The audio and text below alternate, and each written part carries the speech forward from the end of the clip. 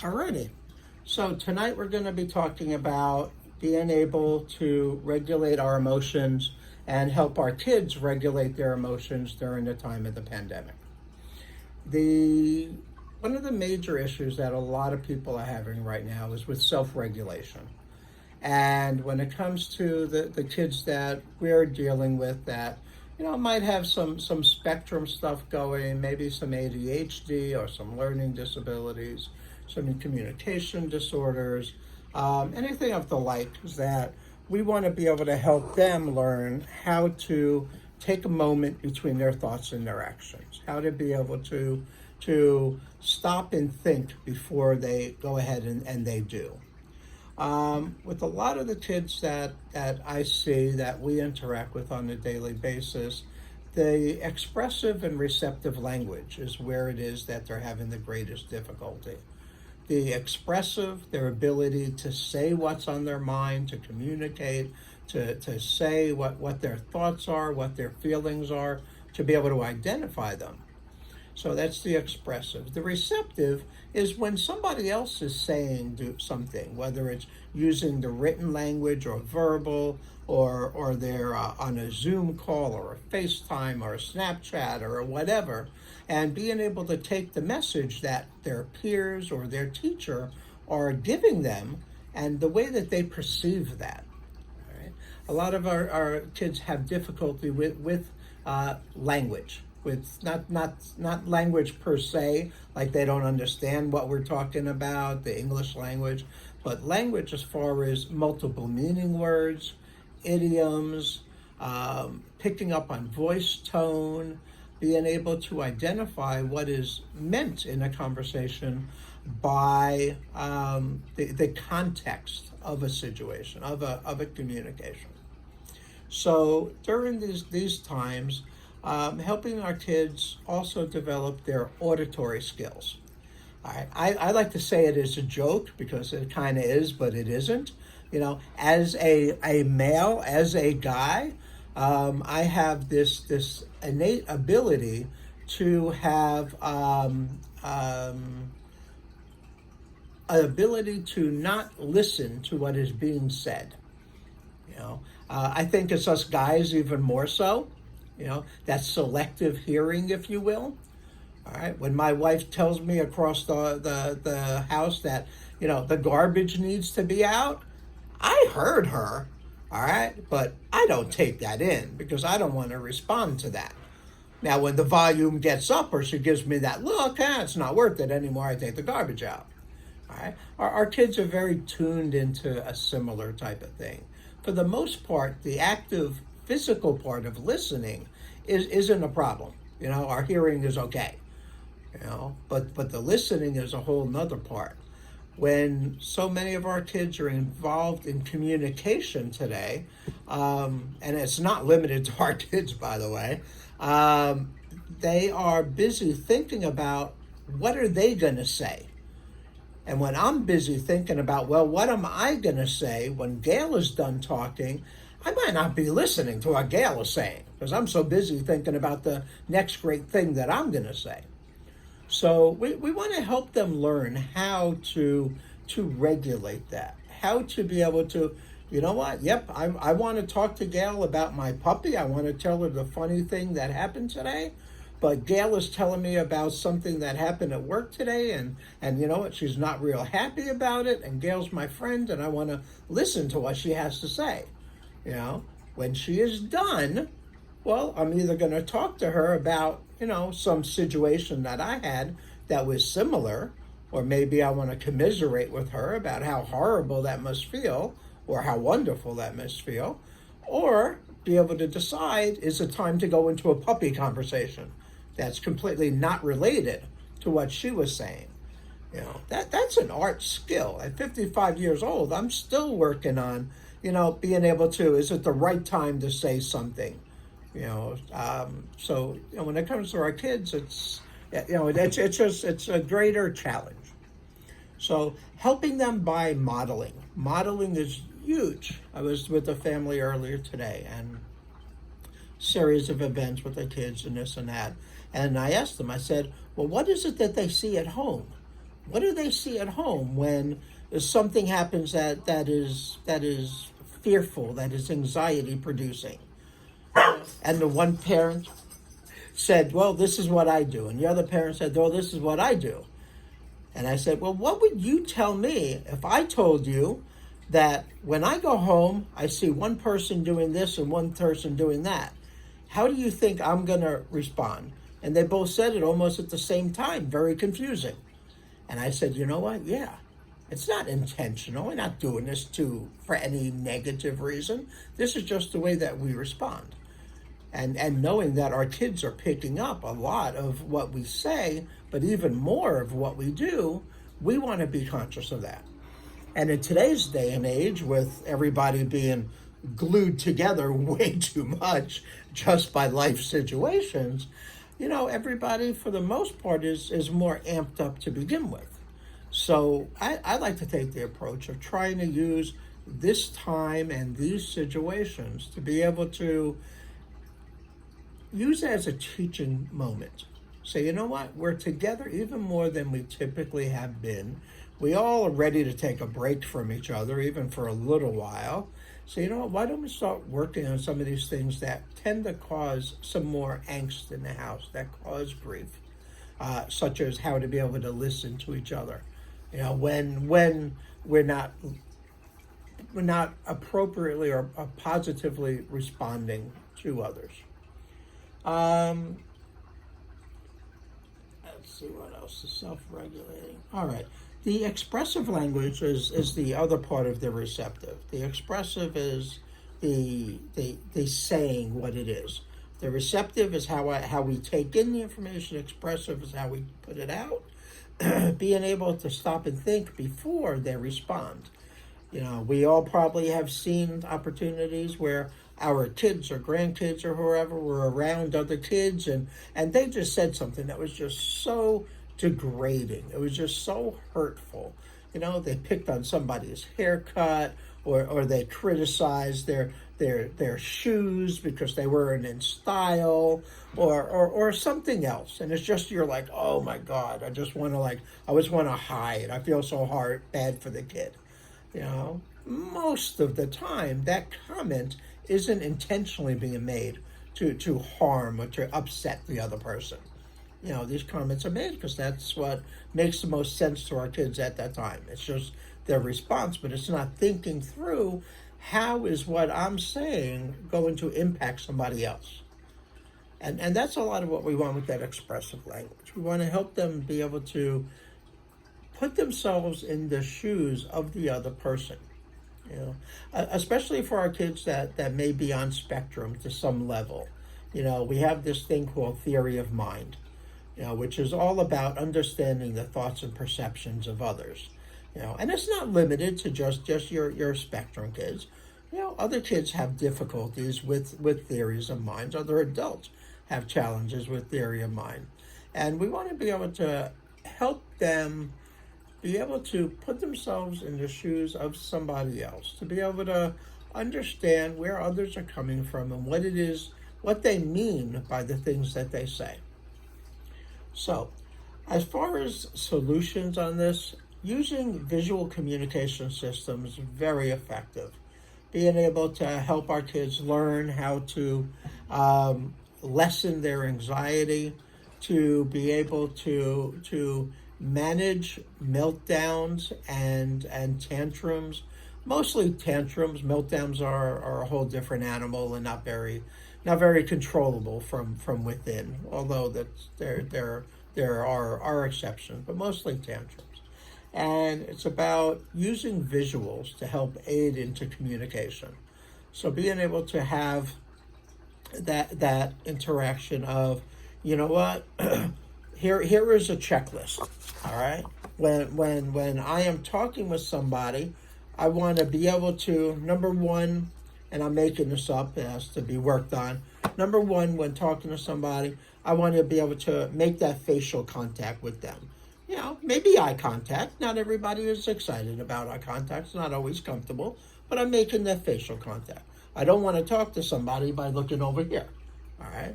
Second is proximity.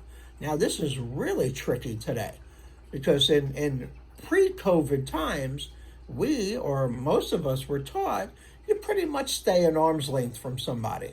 Somebody that you have, a working relationship with, an acquaintance, a friend, a classmate, somebody within an arm, somebody who's closer, is a closer from that. But pretty much that arm length. But today that arm length doesn't work. That arm length is going to be 3 feet at most. Today, unfortunately, or whatever you want to say to it, we're looking for 6 feet. And we have the added bonus or challenge, if you will, today, where we're also trying to communicate with these masks. Now, when I put a mask on, how much more difficult is it to hear what I'm saying? All right. I know that I'm talking to people all day with the mask on, and it's just, it's challenging. When you have somebody that, is not very much projecting themselves to begin with, somebody that may be a little more reserved in their speech, and very difficult to do that. And also, those masks take away one of the most important part of being able to communicate with people is the ability to be able to read their faces. All right? Yeah, you can see my eyes, maybe you can kind of get an idea, but you can't see whether that's kind of like a smile, hey, I'm kidding, or like, you really hurt my feelings. You can't read that. And for a lot of the young people that we work with, being able to read facial expression and body language are deficit areas, are challenging areas. So definitely that whole part plays in. And the more we practice, the more we model, I love using, and I've shared this many times, TV shows and movies, especially TV shows, because there's breaks every so often. And you're watching a TV show with your child. And you know what? At the end, there's feels like every 3 minutes there's a commercial. And when it goes into the commercial, have that conversation. Hey, what do you think happened when Bobby was talking to this one? And this one got so upset. What do you think happened? And today in the world of TiVo, we could even go back if it's appropriate. Some of our kids are not going to tolerate that at all. Is we could even go back and, hey, oh yeah, you know what? I didn't even realize that. She was talking to him and she was looking over here. So he didn't realize that she was talking to him. And so many other type of things. But what it is that for the most part, when we and our kids are watching TV, we're pretty much engaged in that. Not too often are our kids going to be doing other things while they're watching a show that they have an interest in. Now, if they're not too interested, then that's another story. But if they're interested, you may get some buy-in. The second part is in solutions is to be aware of mood. All right. I had this conversation with one of my young clients the other day on a I don't know if it's an acronym, a mnemonic device, exactly what the correct, but it's HALT. The letters HALT. Hungry, angry, lonely, and tired. Okay? I could just think about me, and it's many times upped for our kids. If I am hungry, my ability to put a moment between my thoughts and my mouth, be able to not say it when I feel like saying it, is not as strong when I'm hungry. When I'm properly fed and watered, if you will, I have a much greater ability to regulate myself. Okay?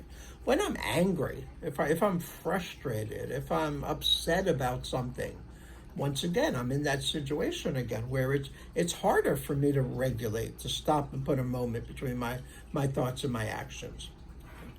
Lonely's huge right now.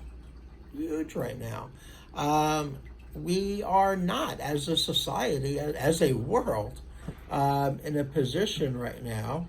Let me see what I have here. We're not in a position right now where we're able to talk with others and we're able to have that daily interaction, that communication, that hey, you know what? I haven't seen you forever. Give me a hug. Even something as simple as that, we're not doing unless, they're in our home already. Or hopefully we're not doing yet. So that lonely part goes in. For our kids, for our teenagers, they're so wrapped up in self-concept and how they fit in with their peers, and or if they're wearing the cool things and doing the cool things and all that. It's just that much more impactful, that lonely part that's there. And then the tired. I find it with myself, and I use me as an example because I can't get mad at me, or if I do, that's another issue. Is if I did it the other day. I am really good I get up at 5:30 in the morning. That's just my level of crazy. I get up, I exercise, I do a few things that I like to do in the morning to start my day, and then I still go into my work day. Usually by 10:30, I'm out. That's pretty much where it is. At 55, I'm not the teenager I used to be, nor do I want to be, so thank you very much. But the other night, we came home from work, I think it was Tuesday or Monday anyway. We were up till past midnight. So first off, I went to bed and I was more tired than I usually am. All right. I only got maybe 5 hours of sleep compared to 7 or so that I typically get. And I felt it the rest of that day. All right. I didn't feel like I felt it the rest of the day. And not terrible, but I noticed I was a little more cranky. I was a little more judgmental. I was a little bit more sensitive. It was a noticeable difference. And I talked to my wife and to Paula about it. I said, I noticed that in me. She was like, yep, you sure were. And I still love her. It's okay. And so that the whole mood component there, getting an adequate amount of sleep, and for teenagers, it's considerably more. For women, it's more than guys. For teenagers, it's more than adults. It's just the biology of it. Eating normal-ish. I'll be the first one to tell you that March and April, when this whole thing laid out with this pandemic, I was nowhere close to a healthy, normal eater. It was very much comfort food and, trying to figure out how to get life going and keep it going and all at that time. And I paid the price. Been working real hard to try to offset that a little bit. And the angry part, taking things too personal. It's very, very easy today to take things way too personal, and a lot of it has to do with judgment. Some of it has to do with watching negative influences that are around. I make it a rule in our house that the news is not on for more than 20 minutes a day, and it's not on at night. Not taking that stuff to bedtime. It's just too, it's like watching a horror movie right before bedtime and expecting not to have nightmares. All right? So we have to help our kids with that, especially if they have their own technology and they have time that it's not completely supervised, between all these different websites and TikToks and WhatsApps and all these, everything that's going on. There's just like a lot of negative stuff out there. So the more we can help minimize that, definitely the better off them and us are going to be. And then the last thing that I'm going to touch on for right now is for many teenagers, and younger and older, but for many teenagers, learning how to avoid non-preferred tasks, learning how to avoid doing the things they don't want to do, is a very a strong skill set that they have developed already. They've learned how to procrastinate, how to put off, how to blame whoever, because they didn't do the whatever it is that they're supposed to be doing. Ultimately, any of that avoidance fuels back to anxiety. Anxiety, heightened depression, it all fuels back to negative. So they think they're getting away with something today But what's really happening is they're making their tomorrow worse. They're making their tomorrow more impacted. So what we can do as adults is, if our child is not good at managing their time, all right, and they're very much into that procrastinating mode, or if our child is just in that state where, you know what, I forgot. All right, I forgot. All right, we can help them. You know, whether they're in school virtually or virtually or in person or some hybrid of the two. You know, we can help them, and quite often by sharing what systems we have in place. What is it that you use? You know, I like the idea of showing them. Say, you know what, this is what I do. I keep the appointments in my phone, so I get reminders every hour, half hour, whatever, what the appointment is. Specific details I write in a book. I have a book here that I carry, and I have everything. On Monday, this is what I'm doing time after time. Things that don't get done on Monday, they go on the list for Tuesday. All right? And to show them the system of what it is that I'm doing, that you know, your kids would be doing. Definitely all different positive ways to be able to use to help our kids learn how to be able to regulate. And I will take it back. I do have one more thing to say. Imagine that is to also teach them, whether it's something you use or something that you've learned, self-regulatory skills such as mindfulness, controlled breathing, physical relaxation, meditation of some sorts, visualization, kinesthetics. There's probably like a good dozen different types that work so well with our kids. But like we all know, unless there's a level of buy-in and they see a reason for doing it, they're not going to want to do it. So you got to do your homework. You got to put a plan together. You got to approach it as we're doing this together, as opposed to you need to do this. And the likelihood of helping them learn how to be able to regulate their emotions during COVID time and after is going to be greatly increased.